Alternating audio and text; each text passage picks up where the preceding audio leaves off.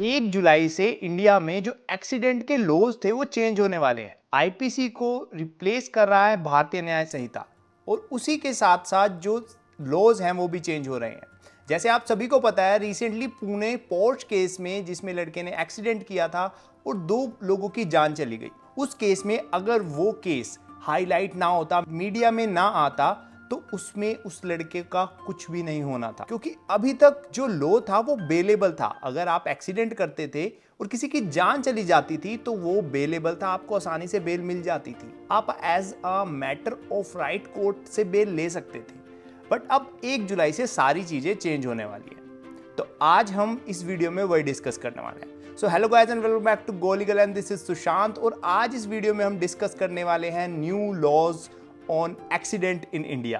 पहले sections Indian penal code में थे, अब बीएनएस में है, मतलब भारतीय न्याय संहिता में।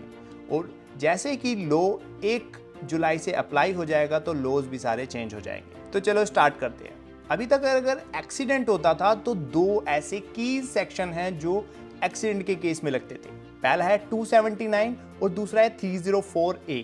अगर कोई पर्सन नेग्लिजेंटली ड्राइव करता था और उससे एक्सीडेंट हो जाता था तो उस केस में सेक्शन 279 ऑफ आईपीसी लगता था, जिसकी पनिशमेंट 6 मंथ की इंप्रिजमेंट या फाइन या दोनों थे, और ये ऑफेंस बेलेबल था। और अगर कोई ड्राइव कर रहा है नेग्लिजेंटली और उसकी नेग्लिजेंसी से कोई एक्सीडेंट होता है और उस एक्सीडेंट से किसी की जान चली जाती है, तो उस केस में section 304A of Indian penal code लगता था। मतलब अभी तक लग रहा है 1 जुलाई तक वही लगेगा। और उस केस में जो पनिशमेंट थी वो थी सिर्फ 2 साल का इंप्रिजमेंट और फाइन, और डेथ केस में भी जो ऑफेंस था वो बेलेबल था। पर 1 जुलाई से भारतीय न्याय संहिता ने आईपीसी को रिप्लेस कर दिया है। अब सेक्शन 279 की जगह आ गया है सेक्शन 281 ऑफ भारतीय न्याय संहिता, और section 304A of Indian penal code की जगह आ गया है सेक्शन 106 ऑफ भारतीय न्याय संहिता।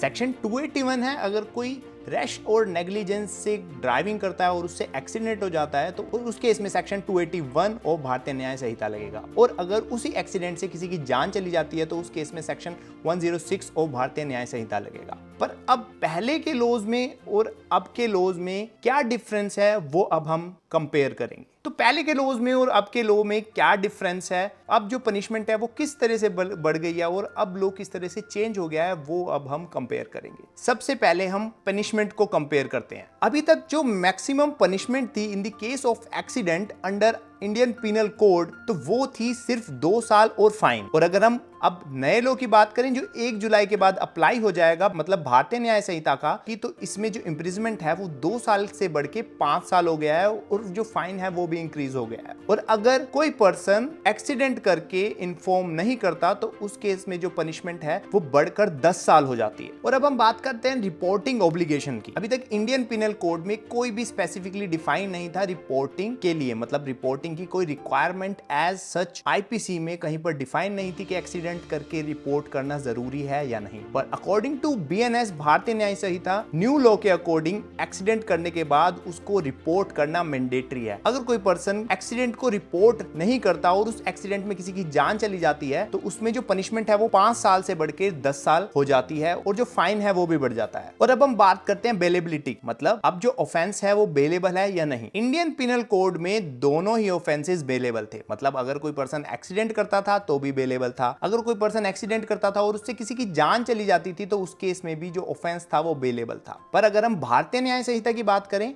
तो उस केस में अगर कोई पर्सन एक्सीडेंट करता है और किसी की जान चली जाती है और वो एक्सीडेंट करके वहां से भाग जाता है तो जो ऑफेंस है वो नॉन बेलेबल है, मतलब उसमें एक्यूज्ड पर्सन जिसने एक्सीडेंट किया है वो as a matter of right court से बेल नहीं मांग सकता। उसके अंदर उसको बेल की एप्लीकेशन फाइल करनी पड़ेगी, उसके बाद कोर्ट डिसाइड करेगी कि उसको बेल दी जाए या ना दी जाए। और अब बात आती है कि इस लॉज को इतना स्ट्रिक्ट क्यों कर दिया गया। आए दिन जो हिट एंड रन के केसेस हैं वो बढ़ते जा रहे हैं और इस लॉ को स्ट्रिक्ट करने की वजह से जो रोड सेफ्टी है उसमें इंक्रीज आएगा और हिट एंड रन केसेस के जो मामले हैं वो कम होंगे। इससे कुछ लोगों को प्रॉब्लम हुई, जो ड्राइवर्स थे उन्होंने स्ट्राइक करी, क्योंकि जो डेथ केसेस होते हैं वो मोस्टली ट्रक के केसेस में और बसेस के केसेस में होता है। जो प्रोफेशनल ड्राइवर्स हैं उनका डेली का आना जाना होता है और उनके केसेस में एक्सीडेंट्स ज्यादा होते हैं, तो इसलिए उन लोगों ने प्रोटेस्ट किया था अगेंस्ट दिस लॉ। ये जरूरी है कि आप लेटेस्ट लॉ से अपडेट रहें, आपको सारे पता हो अगर आपको ये वीडियो इंफॉर्मेटिव लगी हो तो इसको लाइक कर देना और इसको अपनी फैमिली के साथ, फ्रेंड्स के साथ शेयर करना